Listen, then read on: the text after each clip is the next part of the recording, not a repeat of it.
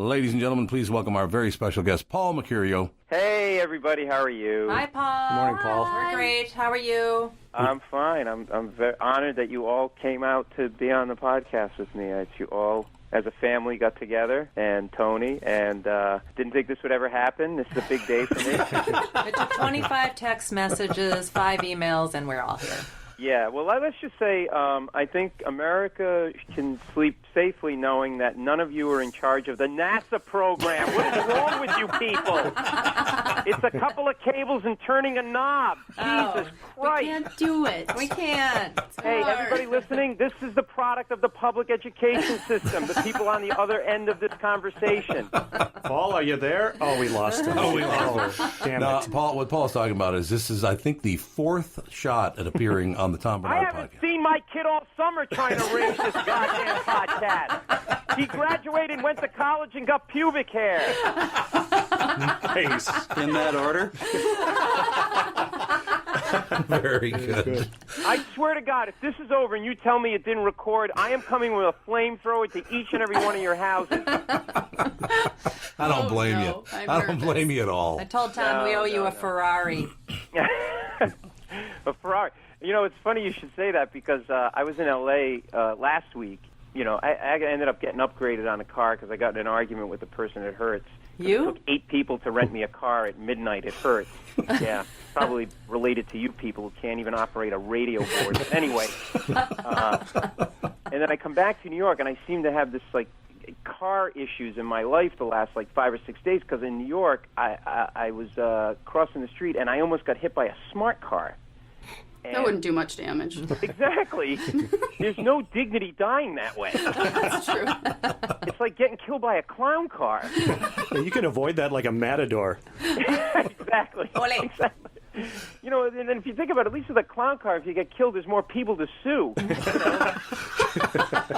13 people. And I have issues. Like, I get into confrontations with people and things, maybe because I'm Italian, I don't know what it is, but the smart car literally, like, cut me off inches from my face, right there in the street, and my instinct reflexively was to just push it out of the way. Like a bike. Exactly. Exactly. Somebody I know bought a Chevy Volt. That's that electric car. Sure. And he's like, oh, it's great. And I got in the car, and you can't hear it. And that's the problem with this country. It's not America anymore. That's not a macho car. We used to have, like, ballsy, throaty cars. Like, that's not a... You don't want a car that makes less noise than the vibrator you keep in the glove compartment. It just doesn't make any sense. Yeah, it's good to travel with that.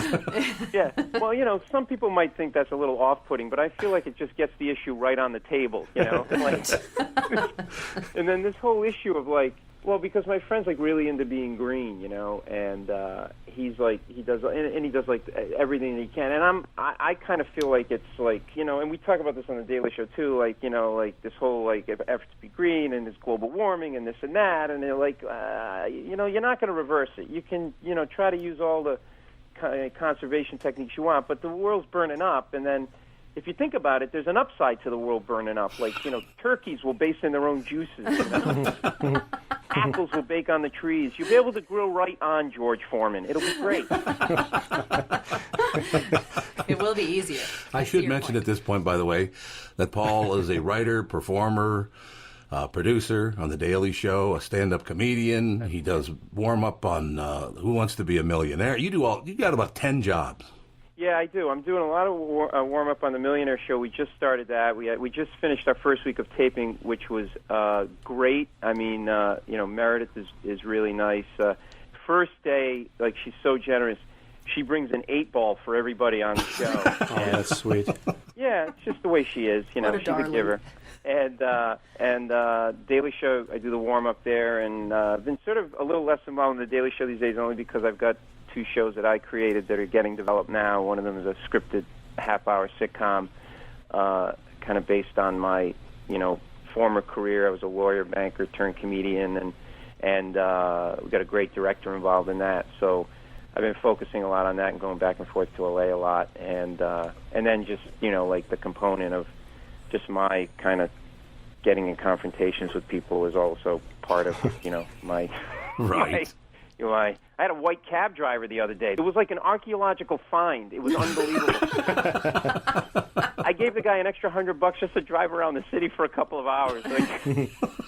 Wave to people. And then I can't, I'm in Times Square a couple of weeks ago, and I'm trying to get a cab, and there's a guy standing across from me with no shirt, right? And I'm thinking, okay, it's still warm, no shirt. I get a little closer, no pants. There's 8 different directions, and he's screaming, "Damn cabbies won't pick me up!" One of these guys, arguing with a mailbox. "I didn't do it. You did it. I'm telling Mommy." My hand to God, and this only, happens to me. These, and my wife is convinced that this is God tests you until you pass the test and can move on. But, I think there's a call in the morning, and it's I'm on a grid, and God goes, "Okay, he's over there. You're the one who's going to annoy him today," right? So this guy with no pants and no shirt and, just underwear on turns around, and on the street corner of New York, any big city, they have big garbage cans. Sure. Picks up one of these huge steel-grated garbage cans, lifts it over his head, and he's screaming the whole time. This is on Broadway and 47th Street in the heart of Times Square. In the middle of the day, he's screaming, "Black man can't get a cab in this city." Throws the garbage can into Broadway, in the middle of it, right? Now, I'm the first to admit there's prejudice in this country, and that's wrong. But in this case, race was not an issue. No, crazy was an issue. Yeah, exactly. Cabbies weren't going, "See that, not throwing cans into the street." If he were white, I'd pick him up in a minute. The lid has replaced the protest sign.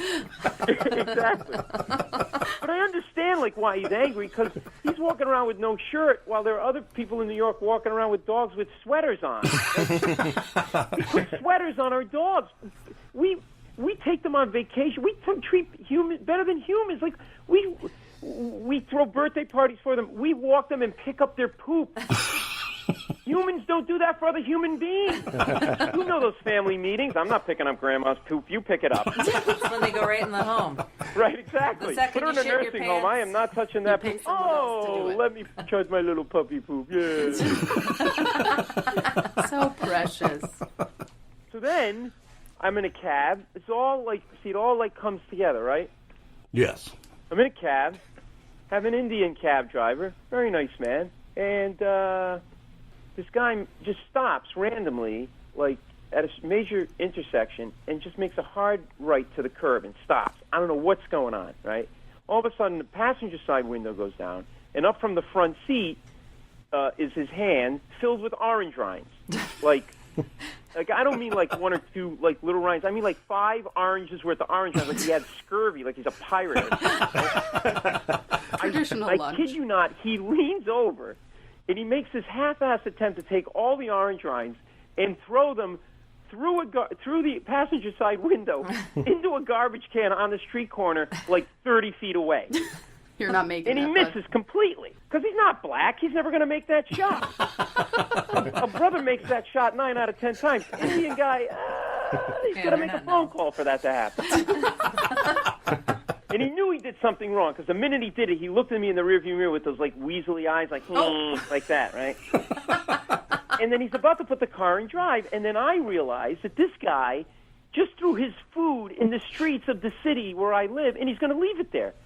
And I, being me, because I think I'm going to change the world, I got to say something instead of just letting it go. I go, "Stop," and he looks at me right?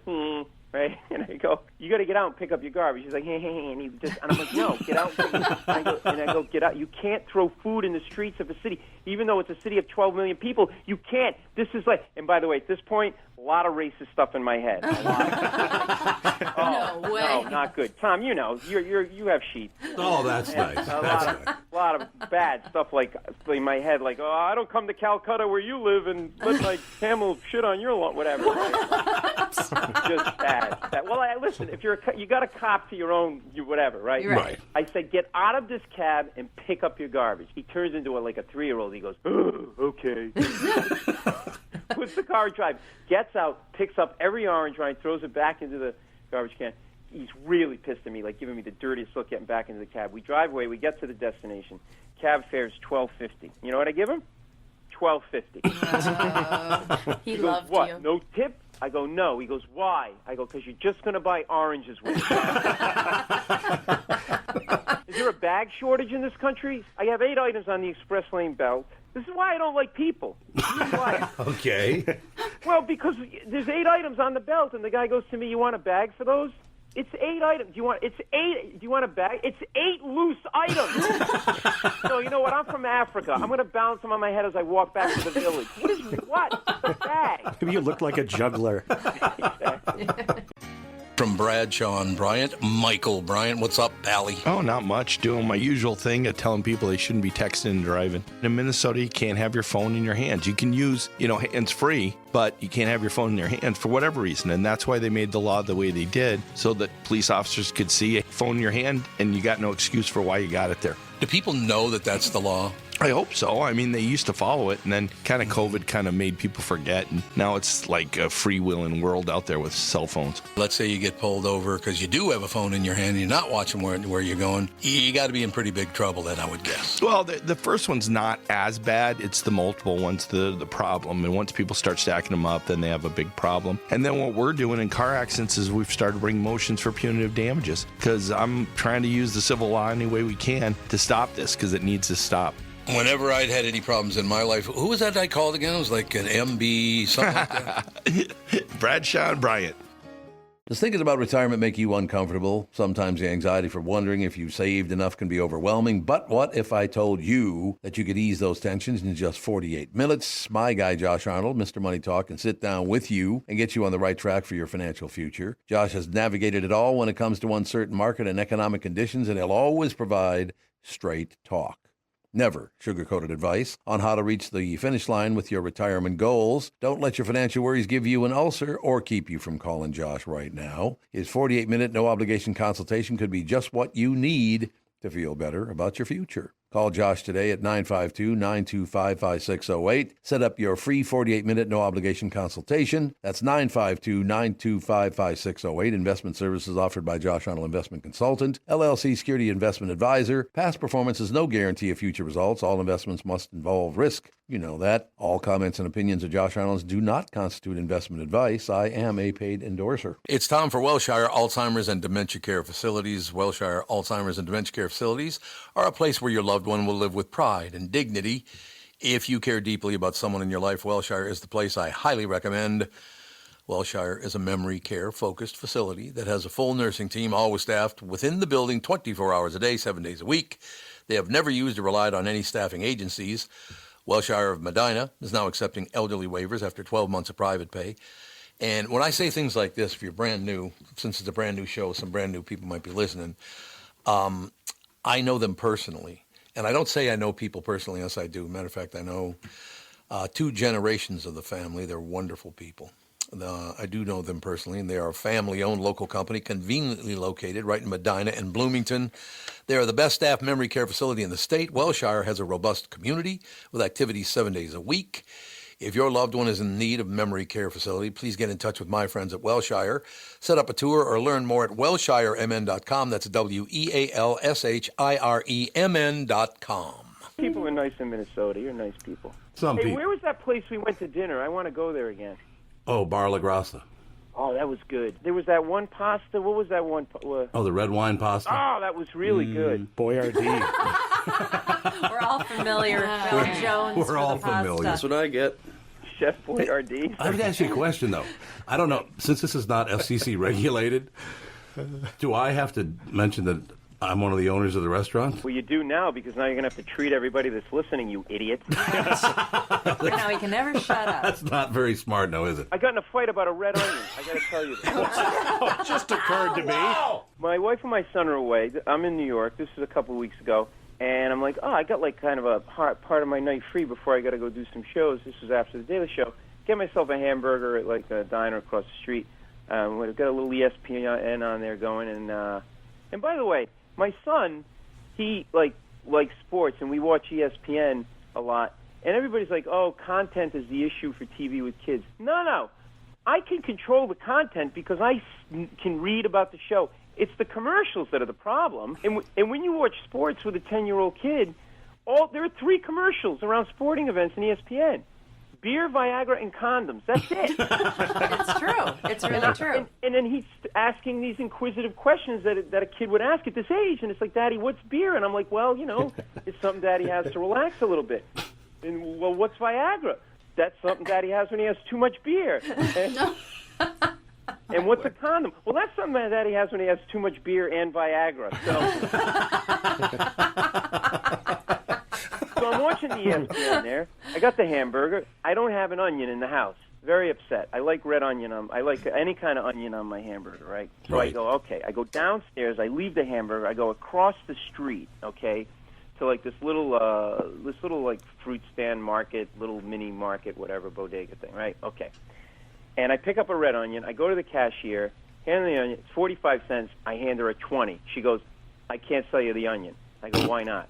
She goes, because the 20, it's too big. I don't want to break it. Not I can't break it. I don't want to break it. Well, that's New York. Big right there. difference. Right. Again, remember God? He has me on the grid. He chose this nasty Puerto Rican woman. Okay. So, I don't care. She was. She was. I didn't care for her. What I are you, didn't care for her attitude. She should be happy she had a job. So I hand her the 20. And she, you can't. I'm not on a break. I go, you can't do that. What are you talking about? I go, it says legal tender. You see that on the thing? Legal tender. You have to take it legally. You can't have a business and randomly decide what I can buy and what I can't buy based on the size of my bill. I want my red onion. Now at this point, I step out of my body and I hear myself going, I want my red onion, and I realize that I need to leave the planet because if I'm having that conversation, that's a bigger problem, right? So she goes, I'm not breaking it. So I turn to the other cashier, right? And I go, I want you sell me the red onion. She goes, no, I won't break it either. So now they're ganging up on me, right? Right. It's like a bad version of West Side Story where I'm fighting two Puerto Ricans over a red onion, right? So I go, this is ridiculous. You can't pick and choose. You need to sell me this red onion. So now I'm apoplectic, so I seek out the manager of the store, who's not really a manager, I don't think, because he's got this schmata, this thing, this bad apron on, and he's moving fruit around. Managers don't move fruit around. Some guy who works for a manager moves fruit around. He's like rearranging lines. But I'm talking to him anyway because he thinks he has authority. He goes, well, it is a big bill. I said, but it's a red onion. You should. I go, this is a store. You have a lot of things in here. You have olive oil and this and that. I go, what do you mean you don't have change for 20? What are you running, a children's lemonade stand? What is wrong with you? So he goes, I'll tell you what. He goes, you could take the onion and then come back and bring me the money. I said, I don't want to have on a list of things to do tomorrow, drop off 50 cents for a red onion. This is not how this is supposed to work. Anyway, so I take, and now I'm so angry, I'm crying, and I hadn't even broken open the onion yet. That was the irony. Yes. So, and then I'm like, this is why these organic markets are killing these little stands, because if this were like a Whole Foods or a fancy store like that, not only would they take my 20, I probably would have owed them $2 more for the goddamn red onion. That's for sure. That's true. And this is, by the way, why you can't have concealed weapons in New York City, because you go to buy an onion, you leave with a manslaughter charge. That doesn't work. And now I'm really getting amped up because I know my hamburger's getting cold. So I go back to the apartment, and of course the hamburger's cold. I go into the refrigerator to get something to drink. I check one other bin, and you know what I found? A red onion in my refrigerator. Oh, no. All that for that. That's the sort of the rub of the whole thing right there. I'd like to say goodbye to all of our Puerto Rican listeners that we have. Thank you for listening. How is it working with the family? Oh, I tell you what, it's phenomenal. It's really what I had always thought it would be. They're like the funniest people I know. Working with Tony Lee again is a real thrill. I hadn't worked with him for 12 years, so it's great working with him again. It's just a lot of fun. We talk to a lot of different guys, and your name comes up a lot. A lot of really good young comics out there now. Yeah, there are a lot of good guys and women, and I mean, a lot of people have been talking to me, do a podcast, and I've been thinking about it, because I mean, it just seems like, it's a nice way to kind of be able to, it's a little more conversational, and it's a nice way to kind of do and talk about whatever you want to talk about and kind of get it out there. I mean, I know, the reason I ask about the family is, I grew up in a family business, so I know, it can be a little, you can be on top of each other sometimes, but, What business was that? Well, my mother has a furniture store, and she always, really wanted us to run the store with her, but you can't really work in the store because, you're always a child, in your parents' eyes, so, nothing would ever change, And so no matter how old you were. Like, I was working on Wall Street doing, like, merger deals as a lawyer and banker and stuff, and then, my father passed away unexpectedly, and I went home for the funeral, and she's like, will you stay and help run the business? And I'm thinking, all right, well, maybe, because I was trying to decide if I was going to still be a lawyer or maybe try to do comedy, because I was dabbling in comedy. I'm like, okay, well, maybe this is why my father died. I'll go home and run the business, right? So and then I was home again, and all of these shenanigans started up with my mother because she's, like, insane. Like, she grew up in the Depression. She won't buy anything. She goes through people's garbage, like, looking for good garbage at night. Like, she has a hearing aid that whistles all the time because she found it in the garbage. Looking for a decent onion. Yeah, exactly. It's perfectly good. Right, exactly. So you can never have, like, a coherent conversation with it because it's always like, I'm going to go to the store. I guess the best way to describe it, it's like talking to a tea kettle in a house dress.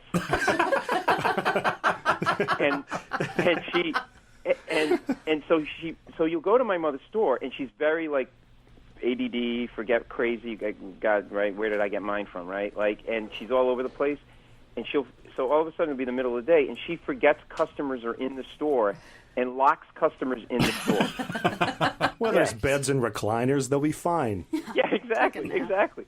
Well, I went there one day, and again, now this is me trying to work in the business, right? So I went there one day, and the door was locked, and there's this, 65-year-old woman in the store, and I'm like, man, what happened? She goes, I was looking around. I turned to ask your mother a question. I couldn't get out. I said, how long have you been here? She goes, 5 hours. Oh, my God. Yeah. I go, what have you been doing? She goes, well, I browsed a lot. Found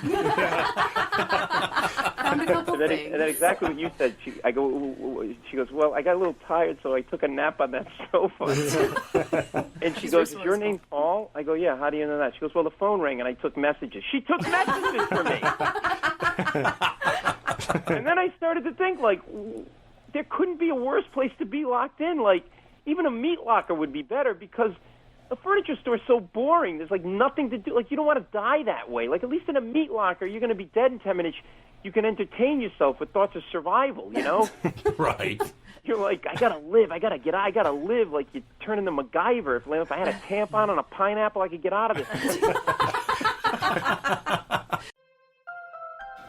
I'm talking with my friends Michael Bilski and Brad Huckle of North American Banking Company. Guys, business owners have had to deal with a lot over the last few years, haven't they? They sure have, Tommy. We pride ourselves on being able to help our customers with the challenges they face. Our business bankers are experts and are always ready to help our customers capitalize on opportunities and solve problems.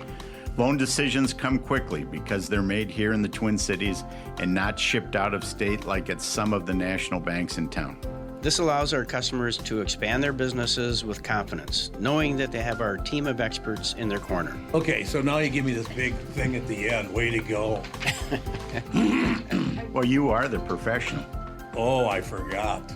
Look, I know Brad and Mike, and I trust them with my banking. They've personally delivered on everything they've just said, so why not bank with my banker? North American Banking Company, a better banking experience, member FDIC, equal housing lender. From Bradshaw and Bryant, Michael Bryant. What's up, Pally? Oh, not much. Doing my usual thing of telling people they shouldn't be texting and driving. In Minnesota, you can't have your phone in your hands. You can use, hands-free, but you can't have your phone in your hands for whatever reason. And that's why they made the law the way they did, so that police officers could see a phone in your hand and you got no excuse for why you got it there. Do people know that that's the law? I hope so. I mean, they used to follow it, and then kind of COVID kind of made people forget, and now it's like a freewheeling world out there with cell phones. Let's say you get pulled over because you do have a phone in your hand and you're not watching where you're going. You got to be in pretty big trouble then, I would guess. Well, the first one's not as bad. It's the multiple ones, the problem. And once people start stacking them up, then they have a big problem. And then what we're doing in car accidents is we've started bringing motions for punitive damages, because I'm trying to use the civil law any way we can to stop this, because it needs to stop. Whenever I'd had any problems in my life, who was that I called again? It was like an MB, something like that. Bradshaw and Bryant. We had to have her car fumigated 3 weeks ago because she was going to the store, and then she went to the market, and then she stopped at Walmart. I go, what happened? She goes, well, I had cheese in the car, and, well, it was really good cheese, so I put the cheese under the front seat of the car because I didn't want people to steal the cheese. And she forgot about it. Who steals cheese? Nobody. Who even thinks like that? My brother Arthur calls me. He lives in Rhode Island near her. He goes, Mommy damaged her car again.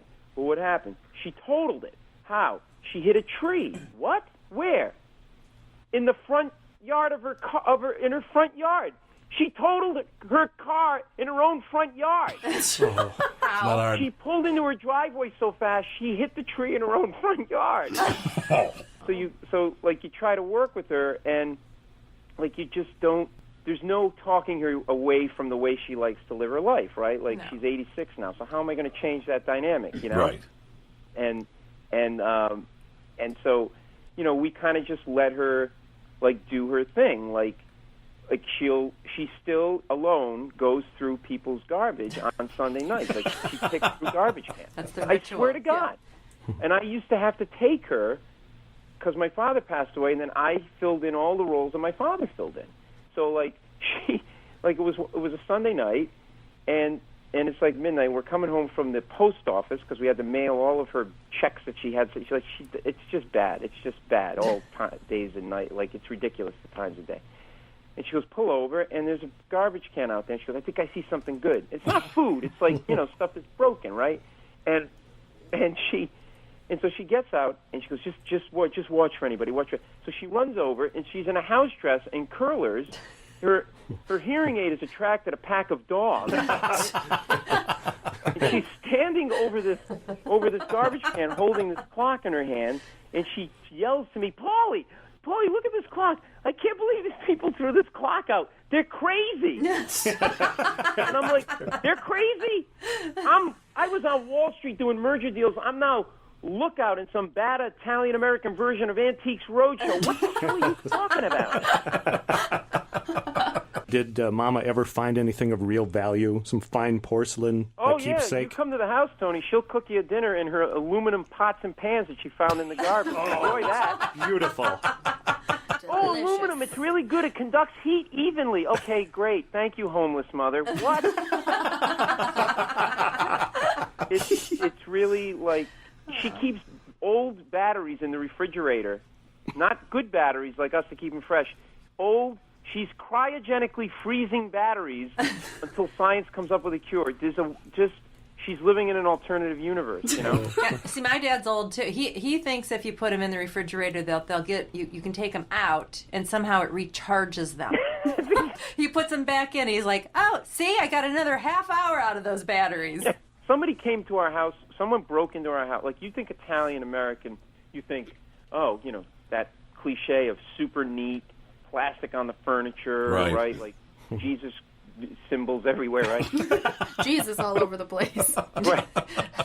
But it was like it was always about the store. Like this furniture store was the center of our lives. So everything was secondary, including our house. So one day, someone had broken into the house. This is when I was living there. I was younger, and 15 minutes in and out. No, they walked in. They just took the stereo out of the house and they walked out. They did not touch another thing in the house. Providence cop comes over, big barrel-chested guy, stands in the middle of the living room. This is how bad our house was. And he looks around and he goes, oh, my God. What kind of an animal would make a mess like this?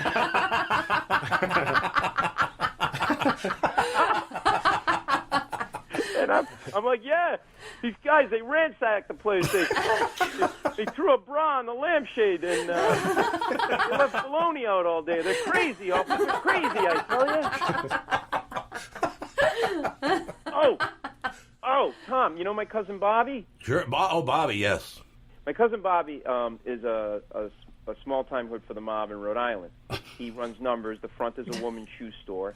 He's like John Travolta in Saturday Night Fever, like a big coif of hair. Like he's right out of 1979. Nothing's changed. He wears like tight pants, and he stands on a street corner smoking cigarettes all day in front of the social club. And he's always moving his legs, like they move a lot, like he's got like a live snake in his pants. Right? Like, how you doing? One of these guys, right? And he's literally like.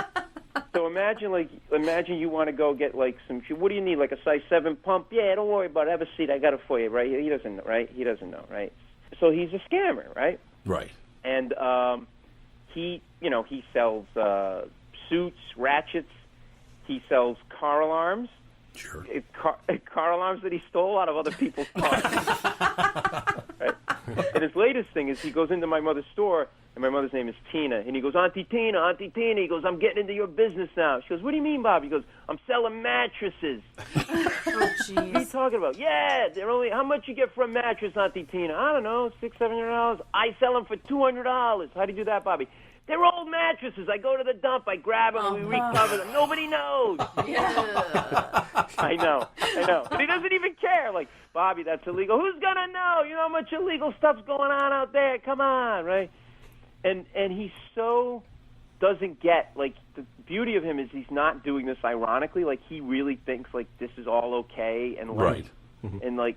And he dresses, like, just, it's classic. Like, when my father died and I went to that funeral that I mentioned, he, it's a traditional funeral, open casket, Italian Catholic funeral, and all this receiving line, people in subdued colors and grays and blues, and coming at me from a distance is this orange dot, right? Who could it be? And I get a little, as it gets closer, it's my cousin Bobby, and this is how he came dressed to my father's funeral: a fluorescent orange silk shirt, unbuttoned gold chain. Nice. Of course he did. White patent leather belt, white slacks. Yeah, a creamsicle with chest hair. I love White him already. mesh loafers, no socks, No. because it's the summer, and you got to put powder on your feet to keep them dry when it's the summer. But Bobby, being the Guido that he is, put too much powder. So every time he'd step toward the casket, puffs of white smoke are coming out of the tops of his shoes.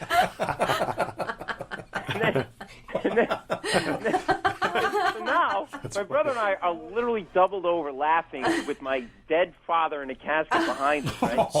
Yeah. And Bobby says a prayer, and kneels at the casket, comes over, grabs my hand, shakes my hand, and he goes, "Hey, Paulie." He goes, Uncle Arthur, he was a good man. And he palms me $50 like I'm a maitre d' at a restaurant. He's duking you a 50, man. He's duking me, right, exactly. A little something for the funeral, like the flowers or whatever you got to do. Uncle Arthur, you need some powder? I got powder. Don't worry about it. I love the fact that you don't have an accent, but he does. I love that. Yeah, exactly. And so, Tom, let me tell you a story about my cousin. You know my cousin Bobby. Yeah, Paulie, where am I supposed to go to steal a mattress? You know what I'm talking about. I love that. He's got a completely different accent than anyone else in the entire family. Yeah, he does. He's so, like, he's just, it's always something with him, man. It's always something. After the funeral was over, he was, for his Ford Torino, was like in the pitch blackness of the parking lot at one end, the trunk's open, and he's holding up a suit, and he was selling suits out of the trunk of his car at his funeral. At your father's funeral. Were they orange suits? Yeah. Hey, the guy's dead. What difference does it make? He doesn't know from nothing. Come on. Nothing. I think you should put a camera on him. I think you got a show there. Well, actually, it's funny because he's in the sitcom I talked about. He's probably going to be one of the characters because, I took him for granted, and I just told people who were involved in the story, the director and somebody else, and they go, "Is that guy real?" I go, "Yeah, he's totally real." And there's a hell of a lot more stories where that came from. He goes, "Well, we should probably put him in as a character." Yeah, for sure. I'd put him in. I'm talking with my friends Michael Bilski and Brad Huckle of North American Banking Company. Guys, business owners have had to deal with a lot over the last few years, haven't they? They sure have, Tommy. We pride ourselves on being able to help our customers with the challenges they face. Our business bankers are experts and are always ready to help our customers capitalize on opportunities and solve problems. Loan decisions come quickly because they're made here in the Twin Cities and not shipped out of state like at some of the national banks in town. This allows our customers to expand their businesses with confidence, knowing that they have our team of experts in their corner. Okay, so now you give me this big thing at the end. Way to go. Well, you are the professional. Oh, I forgot. Look, I know Brad and Mike, and I trust them with my banking. They've personally delivered on everything they've just said, so why not bank with my banker? North American Banking Company, a better banking experience, member FDIC, equal housing lender. Does thinking about retirement make you uncomfortable? Sometimes the anxiety for wondering if you've saved enough can be overwhelming. But what if I told you that you could ease those tensions in just 48 minutes? My guy, Josh Arnold, Mr. Money Talk, can sit down with you and get you on the right track for your financial future. Josh has navigated it all when it comes to uncertain market and economic conditions, and he'll always provide straight talk.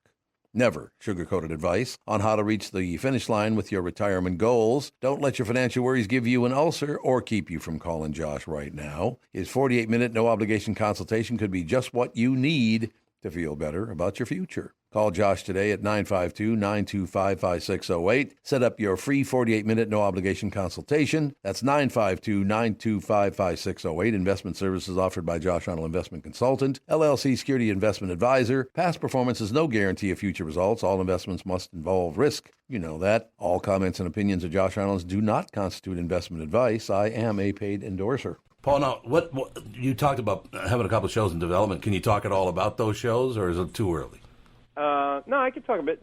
One of them is there's actually 3 shows. One is an animated show that I created. I've done a lot of stuff with sports and comedy, and one of them is an animated show based on disgraced sports heroes who are now, like, disbanded from society as dysfunctional superheroes to fight crime with the very powers that got them kicked out of sport. Oh, steroids, yeah. Yeah, so, like, Tiger Woods is part of it, and he has, like, a golf bag, and his secret power is he can text, and, like, 500 skanks come out of the bag. And That's nice. Yeah. Family show. Instead of the cake. Yeah, exactly. And, the roided-up guy has a giant head that opens up, and it's a compartment for weapons and syringes and stuff like that. And then I have a talk show based on, I like to interact with the audience a lot and stuff, and kind of some people saw that, and they're like, and I can get people talking, and I like doing that, and I also do that in my warm-ups.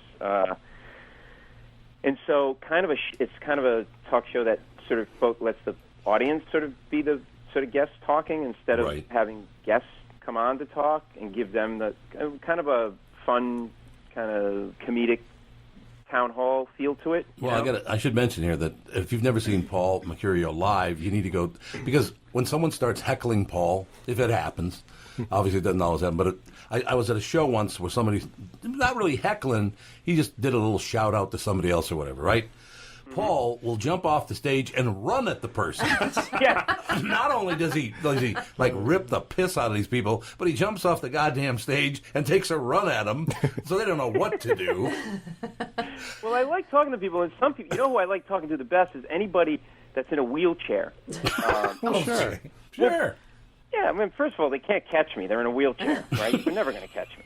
Secondly, no, I mean, you know what it is those people, in their minds, they're not broken, right? Right. No. So, like, and I think there's a tendency, especially with comedians, to stay away from that conversation because people then get worried that you're going to offend those people. You have to treat them with kid gloves. But when you try to treat somebody like with kid gloves, you're doing that's really sort of kind of prejudicial and insulting to them because they don't want to be treated differently. They don't want to be marginalized. So I was at a club, and there was a guy who was with MS. And he was really, in a bad way. He was pretty much paralyzed from the neck down. But he was there with 4 of his buddies, and it was a night out, right? And I know, and he's got the air hose to the throat, the whole 9 yards. And so I started talking to him, and one thing led to another. And I go, hey, don't give me any crap. I'll come and step on your air hose. He loved it. and then I started talking to him, and I said, and then, Tom, I just say, what's ever on my mind, because that's kind of what you're supposed to do with stand-up. And I have an intense curiosity. So I said, what I've always been wondering, can you get an erection now, right? Right. Of course he because you're with the thing. And Kenny goes, oh, yeah. He was, really proud, right? Check it out. Awesome, right? And he was loving it because, I was just talking to him like a regular person. So I go, can you drink? He goes, I drink. Yeah, look. I go, you want to do a shot? He goes, yeah. So we did a shot of tequila together, right? I go, now don't spill it all over yourself because you have MS.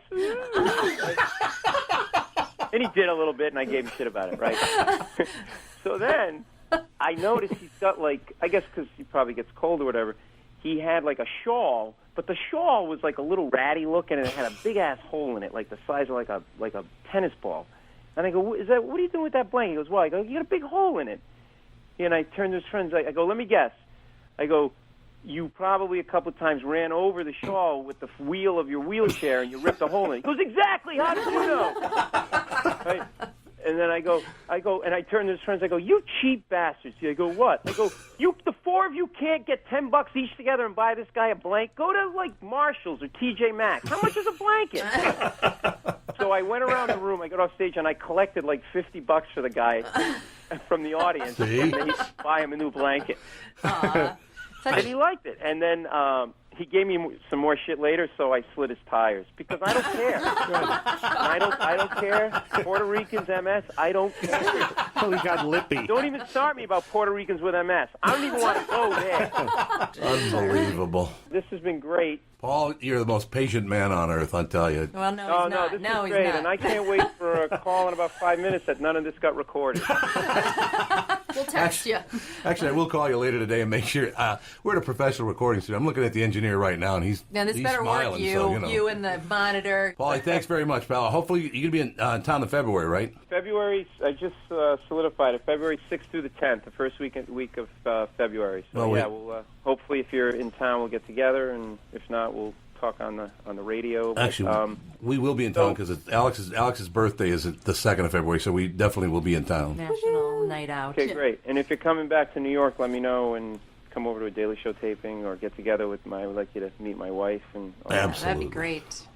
Sean just said, my nephew just said, we'll tweet you, and then you can retweet it when it's up, so you don't have to go through a big Or you can have your rigmarole. guys retweet. Or you can have your guys retweet it. Interns. Your tweet Right. interns. Well, to be safe, I'll just make sure that I put something up in the morning. That we should be safe if we post something in the morning. Yes, about it. Absolutely. absolutely. Man. That'll be wonderful. Tom Barnard. It's TomBarnardPodcast.com. And remember, Sounds it's good. B-A-R, not B-E-R. Yeah. I know you tell me that every time. I'm not 1,000 years old. Very defensive. Love you, Paulie. Thank you Love you. so much. Thank you, Bye. thank you. Have a great weekend, guys. You Thanks. too. That was fun. Paul Mecurio, Great. he's a writer, producer, performer on The Daily Show. You already did this part. Oh, my God. Here we go. You get ripped by my own family.